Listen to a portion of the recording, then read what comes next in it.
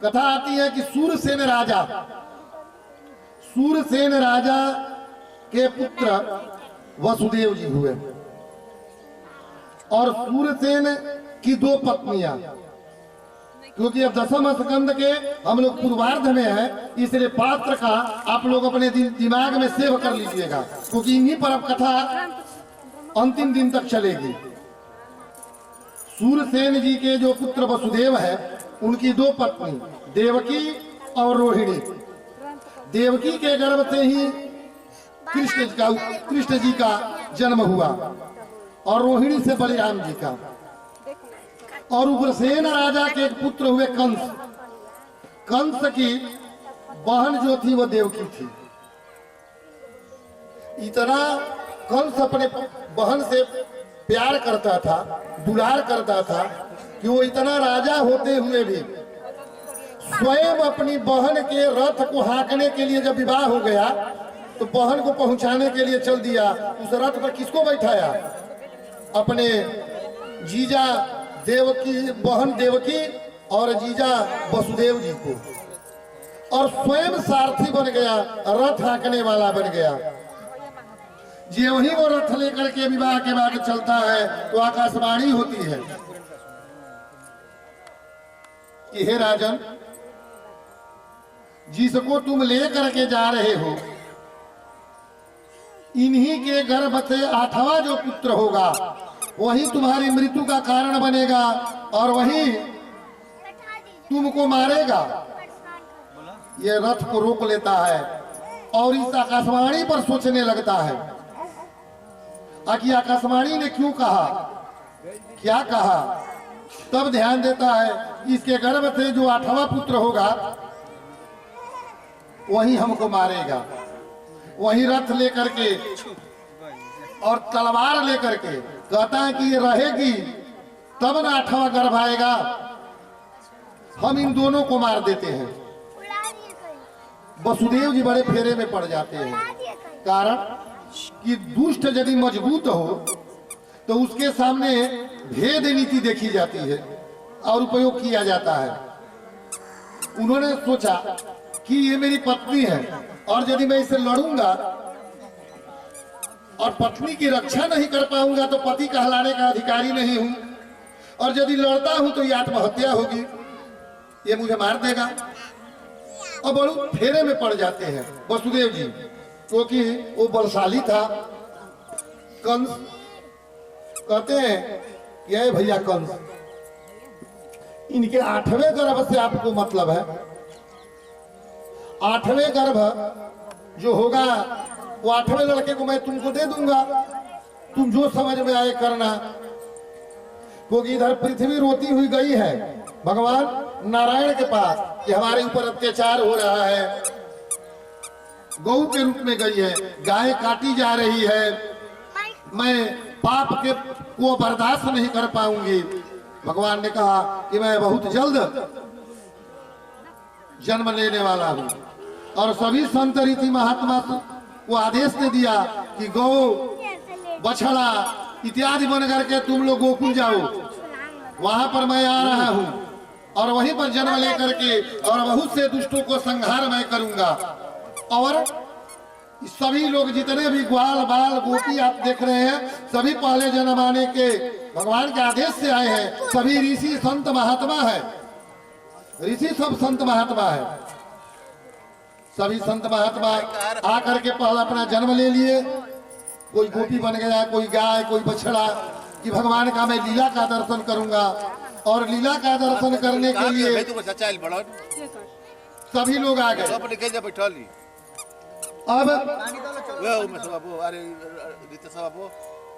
अब जो है आकाशवाणी के अनुसार जो होता है वो छोड़ देता है, कहता है कि ठीक है। वसुदेव जी बहुत सच्चे थे, वो कभी जिंदगी में झूठ नहीं बोलते थे। सोचा कि वसुदेव जी झूठ नहीं बोलेंगे। अब देवताओं में ये बात की चर्चा होने लगी कि यदि इसकी सद्बुद्धि हो जाएगी तो भगवान तो ऐसे नहीं करेंगे। और भगवान का सबसे बड़ा दुख क्या है?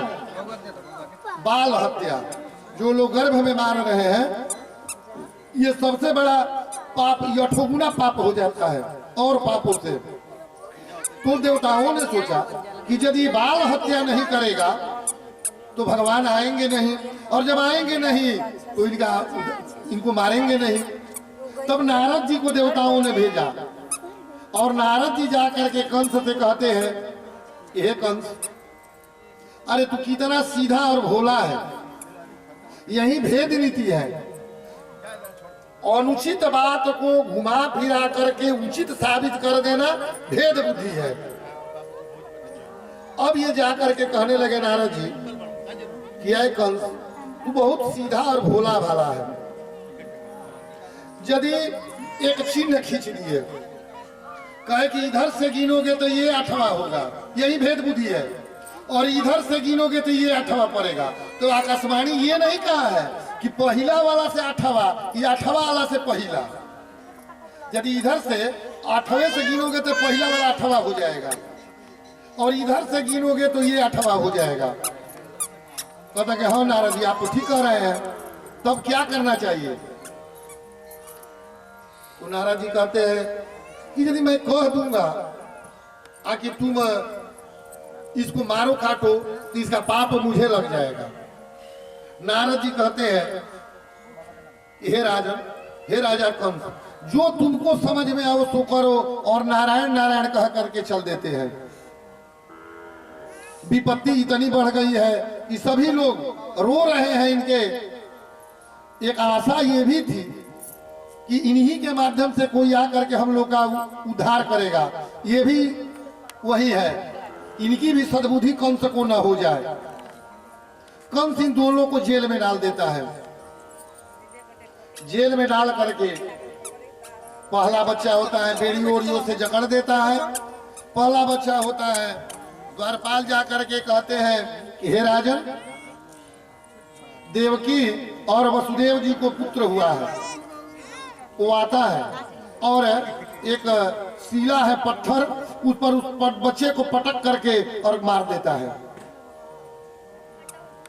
बच्चा मर जाता है। इसी तरह दूसरा को मारता है, तीसरा को मारता है, पांचवा को मारता है, छठे पुत्र को मारता है, और इनकी पाप दिनों पर दिन बढ़ता जा रहा है। पाप समाप्त होने का नाम नहीं ले रहा है। अब देवकी जो है वो 7वें गर्भ धारण करती है। अब जब 7वां गर्भ धारण करती है तो 10वें स्कंद का पहला श्लोक आता है कि देवया पालितो गर्भे लालितो के जसोदया, जसोदया युतो बालो गोपालो रमता मृदे। फिर रोने लगते हैं। एक माता के लिए वो कितना बड़ा दुख होगा कि बच्चा जन्म ले रहा है, अभी पूरा मुंह भी नहीं देखती है, तब तक उसके सिपाही ले जा करके और पटक करके मार देते हैं। देवकी रोते लगती है, हमेशा रोती ही रहती है। गर्भ तो ठहरता है, लेकिन जब जन्म से उसी दिन से रोना प्रारंभ कर देती है ताकि आएगा और मारेगा। 7वां गर्भ ठहरता है। भगवान जोग माया को बुलाते हैं और जोग माया से कहते हैं, क्या है जोग माया, तुम जाओ देवकी के जो गर्भ से है, इस गर्भ को खींच करके वसुदेव जी के जो पहली पत्नी है जिसका नाम रोहिणी है, उसके गर्भ में रख दो, और इस गर्भ को खींच करके जोग माया रोहिणी के गर्भ में डाल देती है, जिसे बलराम जी का जन्म होता है। इसीलिए बलराम जी का एक दूसरा नाम संकर्षण भी है। खिंचाव हुआ, गर्भ का खिंचाव होने से रोहिणी के गर्भ में जाते हैं, और रोहिणी के गर्भ में जाकर के वहीं पर उन्हीं के पुत्र बन करके, रोहिणी के पुत्र बन करके और उनका जन्म होता है। और साधु लोगों की क्या उस समय आकाशवाणी के बाद स्थिति है, किम दूम सहम साधूनाम विदुषां किम अपेक्षिताम किम किम कार्य कादार्जो दुस्तयनम धृतात्मनाम सप्तमो वैष्णवम धामो यमनन्तो प्रचक्षते गर्भो बभूव देवक्या हर्ष शोक विवर्धनम। सातवां गर्भ जब चला जाता है तो खुशी भी है देवकी को कि जाए पापी के हाथ से मरने से अच्छा हुआ कि मेरा गर्भ ही गिर गया। हर्ष भी है और विषाद भी है, दुख भी है और सुख भी है कि आखिर इनको तो मरना था, हो तो वो नहीं जाने। देवकी को ये पता नहीं है कि मेरा गर्भ रोहिणी के गर्भ में चला गया है, वो जानी कि मेरा गर्भ ही खराब हो गया। अब वो भी समय आ जाता है, 8वां गर्भ धारण हो जाता है और सिपाही जाकर के कह देते हैं ये राजन देवकी का 7वां गर्भ खराब हो गया। कहता है कि ठीक है 8वें पर ध्यान दो, 8वां गर्भ जब आएगा उसी को हमको डर है। कहते हैं कि ठीक है, सभी चौकन्ने हैं।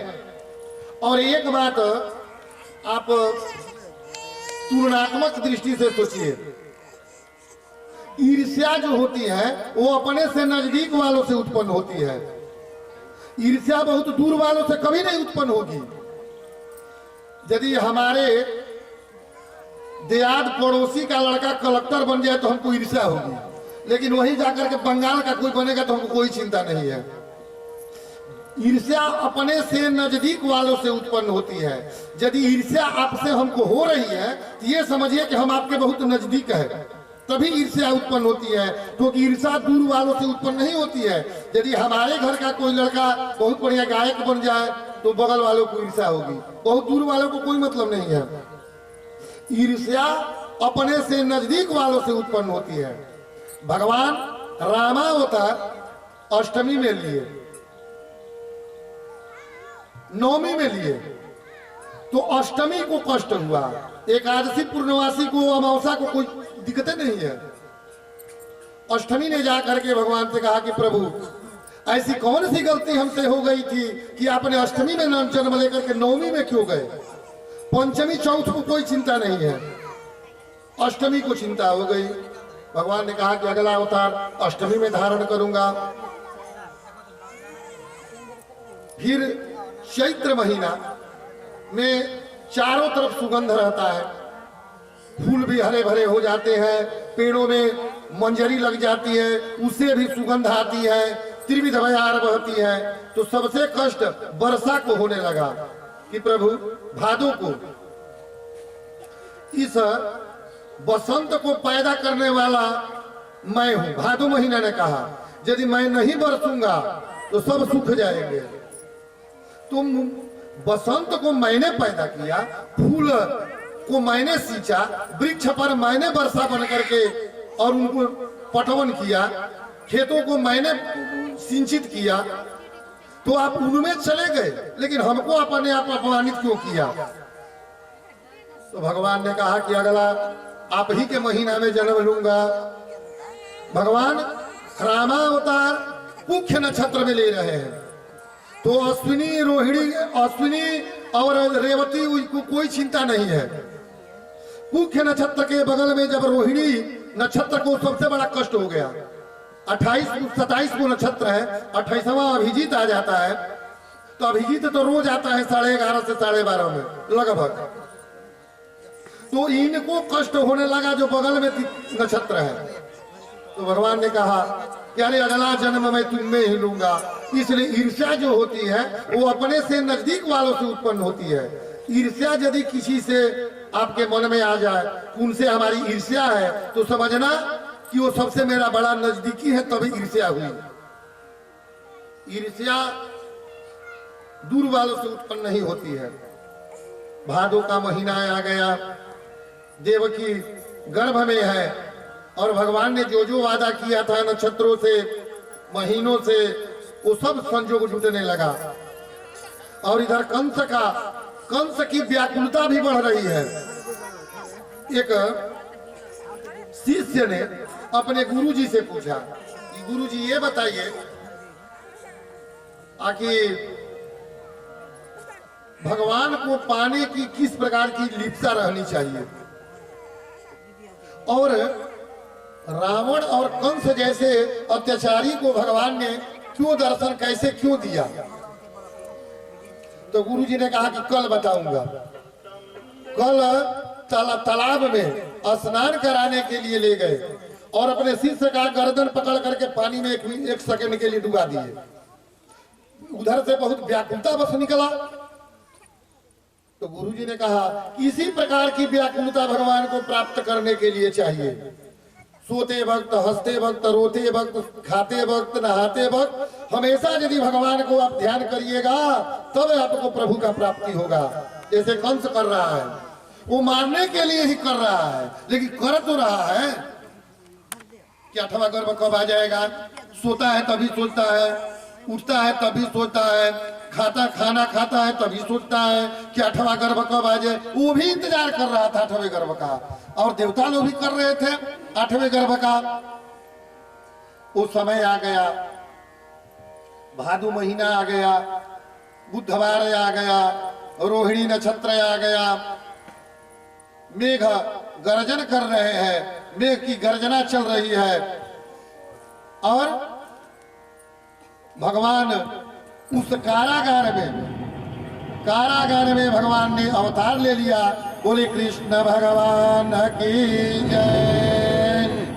भगवान का उस कारागृह में जन्म हो गया और जन्म होने के बाद जोग माया को कहते हैं भगवान, जय जोग माया, सभी जो प्रहरी हैं इनको सुला दीजिए और मैं जैसे जैसे कहूं तुम वही दिमाग में वसुदेव जी से कराते रहना, और तुम यहां से तुम्हारी बेड़िया खुल जाएगी इन लोगों की, और ये अपने सिर पर लेकर के नंद बाबा जसोदा जी के यहाँ मुझको ले जाएंगे नदी को पार कराते हुए, तुम उसी प्रकार से करना।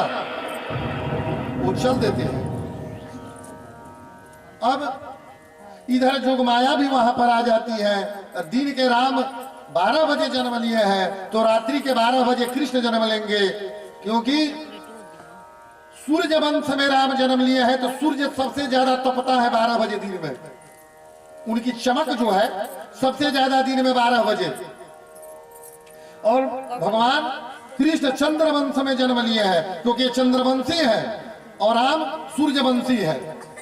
तो चंद्रमा उस समय अस्त थे, क्योंकि सूर्य में जब जन्म लिए तो चंद्रमा को कष्ट हुआ कि प्रभु हम में आप नहीं आएंगे। भगवान ने कहा कि जरूर आएंगे, और आएंगे तो तुम्हारा पहला दर्शन तुम ही करोगे। चंद्रमा को ये कहे थे भगवान।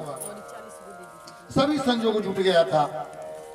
और उधर जसोदा जी भी गर्भवती थी, इनके भी चौथापन में पुत्र नहीं था। ये भी पुत्र के लिए समय आया तो गौशाला में जा करके जहाँ गाय बांधी जाती है वहां पर नमो भगवते वासुदेवाय का जप कर रहे हैं कि हे भगवान, हे नारायण, मुझे इस चौथे पन में पुत्र सुख मिले, क्योंकि मेरी पत्नी जसोदा गर्भवती है।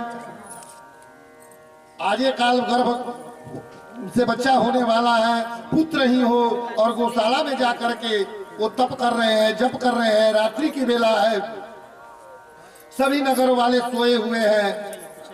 भगवान का जब अवतार होता है तो ये दोनों लोग प्रार्थना करते हैं कौन? वसुदेव और देवकी।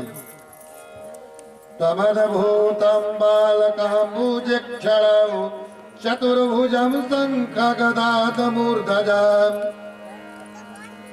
श्रीवत्सलक्ष्मी गलतोऽभिकौस्तुभं पीताम्बरं सान्द्रपयोधसौभगाम्।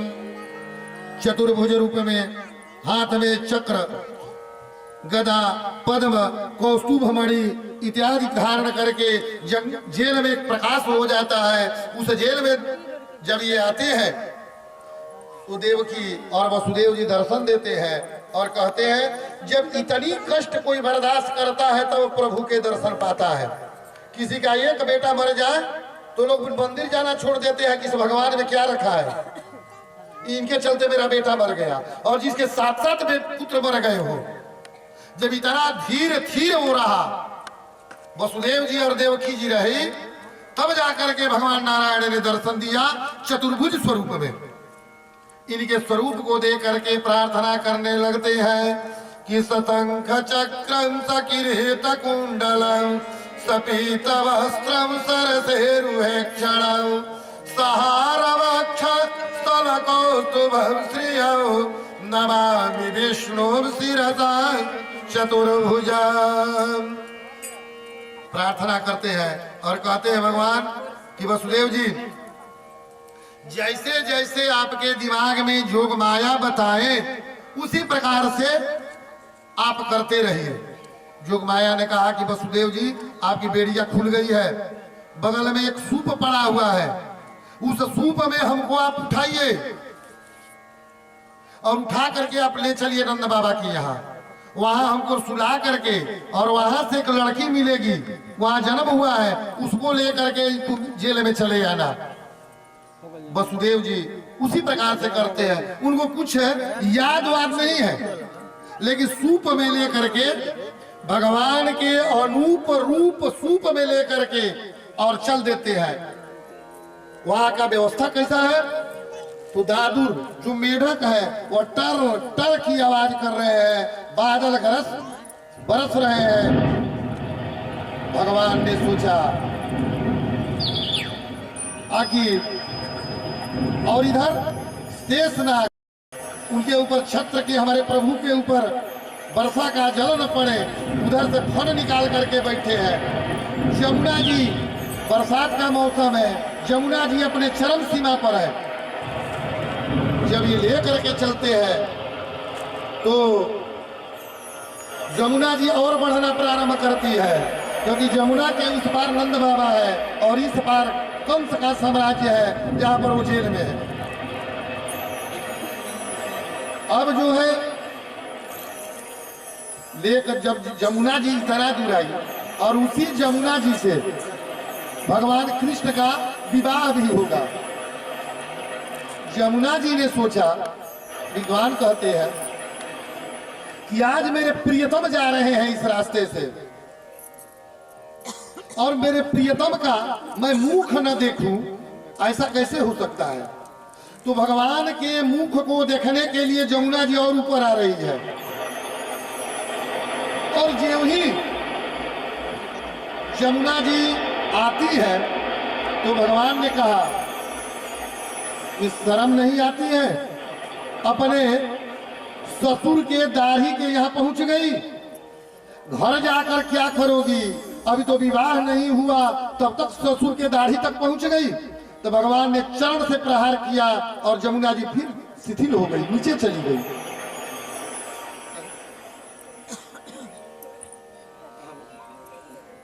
अब जो है वहां पर लेकर के जाते हैं और जा करके वहां पर सुला देते हैं।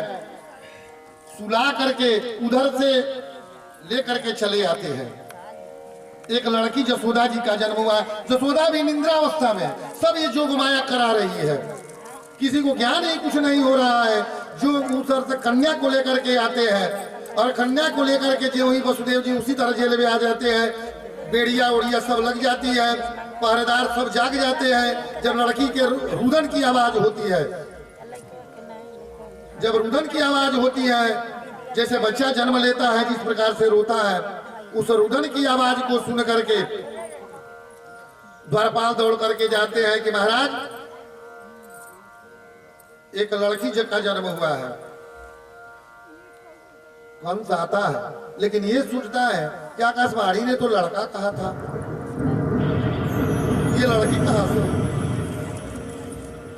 अब उस लड़की को उठाता है और जो ही पटकने की कोशिश करता है वो लड़की अंतर ध्यान हो जाती है और क्या कहती है कि नंद गोप भगवान, हे कंस, मैं नंद बाबा के यहाँ जन्म ली और तुम मुझे मार नहीं सकते, तुमको मारने वाला जन्म ले लिया है। और मैं विंध्याचल में जाकर के नंद गोप गृहे जाता जसोदा गर्भ संभवा ततस्तौना सहिष्यामि विंध्याचल निवासिने।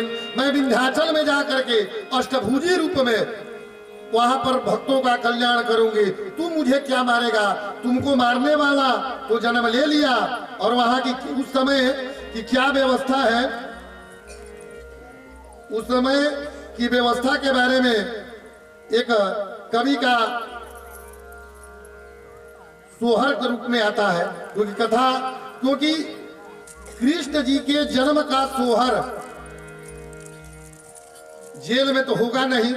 जब वो नंद बाबा के घर गए और नंद बाबा के कुछ देर के बाद उनकी बहन आई थी अपनी भौजाई का सेवा करने के लिए, देखते हैं कि भाभी अभी सोई हुई है और इनके एक बगल में लड़का बच्चे का जन्म हो गया है, रो रहा है।